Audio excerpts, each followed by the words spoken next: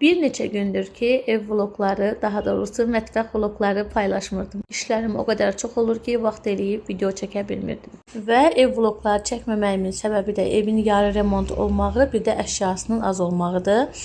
Bu da məni heç qane etmir. Ona görə ürəyimcə deyil. İnşallah nə vaxt ürəyimcə olarsa, o zaman sizə evdən də vloglar paylaşaram. Bir neçə dəfə çəkdim, gördüm ki, ürəyimcə deyil. Həm də yorumlarda mənfi rəylər çox aldım. Dedim nə vaxt evin remontu tamamlanar, əşyası yerində olar. İnşallah oradan da sizə paylaşımlar eləyərəm. Hələ ki mətbəxdən çəkib paylaşıram. Burada mətbəxə biraz yer yığış eləyirəm.